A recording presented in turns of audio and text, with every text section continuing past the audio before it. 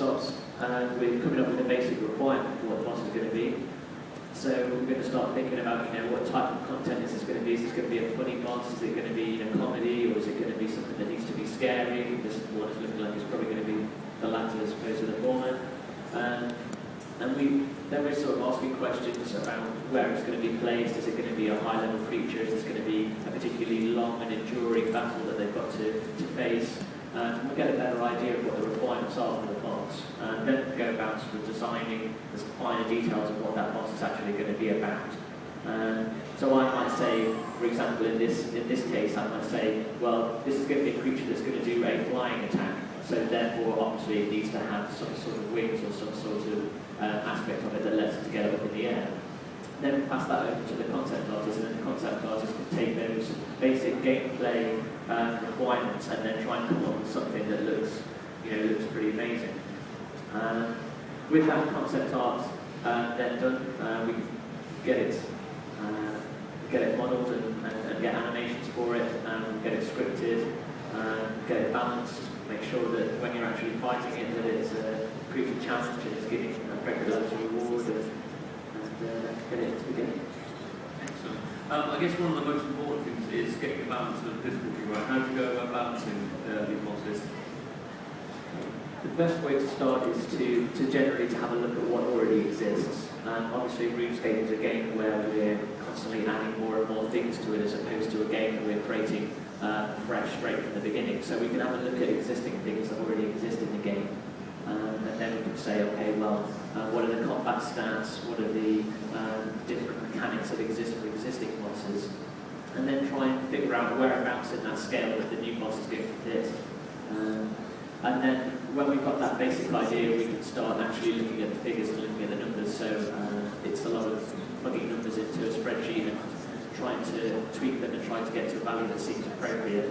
That gives us our basic standing point, our basic starting point. And then we can, when it's been developed and it goes for testing, we can then do time trials. So we can say, okay, we're going to fight this boss for half an hour and see how long it actually takes, how many you can kill in half an hour, how much XP you get, what the rate of drops are, and is that actually what we've modelled in the spreadsheet actually match what has ended up in the game. And then hopefully we get it right. Sometimes we do. Excellent. Paolo, if you were given completely free rein to design your own box, what sort of thing would you like to come up with? Just let your imagination from Ryan. I'm personally a fan of demons. Yeah. Actually, I think demons must spare time as well, so I'm saying. So yeah, and that kind of picture where you kind of go wide and not stick too much to particular anatomy. So if you want to give a demon 8 heads, you can do it. Or any number of limbs or fat or anything. So you can go wide imagination. Excellent, thank you. Alec, how do you deal with engine limitations? Of course, RuneScape being a browser-based game around set limitations rather than maybe we can find some parameters. So you don't have all of the features of, say, a console game or any other disposal. How do you deal with these limitations? I think foremost poly count is quite a big thing. Although they're getting the amount we put into the characters are getting more all the time, which is really nice. There's certain techniques that we kind of apply, which maybe other companies don't, which really helps bring out the sort of style and the look of our game as well. We use a lot of poly shading, so we select individual polys and kind of highlight the top of basically the up-facing polys. And bring out the shadows as well, rather than doing a lot in textures. So that really helps with the sort of server side of it. And also we use procedural textures, things like we're using alphas now, so that's really helping on the polylinks again. Just small things that kind of chip away at being able to achieve in our engine is how we get around things. And again, it may sound like a bit of a cheesy cliche question, but in your opinion, what makes a good modeler? I think someone who's real good eye for detail. I think someone who can translate, say, a concept like this, or pick out the overall image, again, like the silhouette's very important. I think someone who's very patient. It can take a while to do a particular model sometimes, and it doesn't always go wrong the first time. So, and someone who can actually model is pretty, you know, a good idea too, really. But I mean, anyone who's passionate and really has a love for it, and they sort of keep at it, can sort of really kind of achieve it if they want to. Tim, when you were putting together the Dominion Tower, were there any boxes that you really wanted to get in there, but for some reason you weren't actually able to get in there? Were there any of your personal favourites that you fancy omitted? I think probably fairly confident the ones that are in there. There was a couple that would have been a bit difficult. For example, there was the sort of the sea troll queen.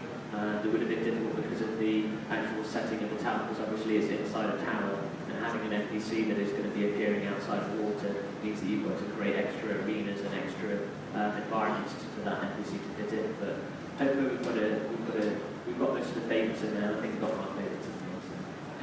Excellent. Well, yeah, we'll take a look at updates, just cut the concepts head off. Brilliant.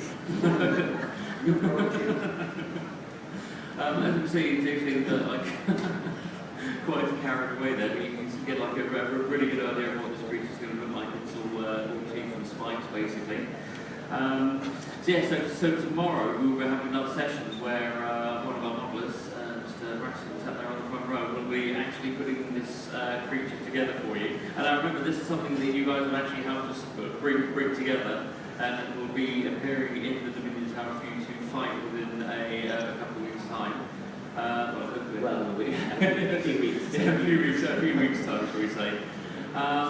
So, as I say, there's a session tomorrow afternoon at the same time on the stage where we'll actually go through the actual modelling process for people who are interested. There is also a session at the smaller stage tomorrow at midday where you can contribute ideas and indeed your actual voice for the audio for this creature. I think it's called Design a Creature feature on the second stage. I mean, just before we go, I've actually got a question for Dave here. So, Dave, who signed the Treaty of Utrecht in 1474? Napoleon. Close enough. Okay, thank you for your patience, everyone. As I say, this creature will be appearing in the Dominion Tower in a few weeks' time. And thank you for your help in choosing what we actually concepted. And yeah, what we can say is get yourselves downstairs to the game bit and have a go on the Dominion Tower, because it's quite a stunning piece of content. Thank you very much, and we'll see you around the whole of the weekend. Thank you.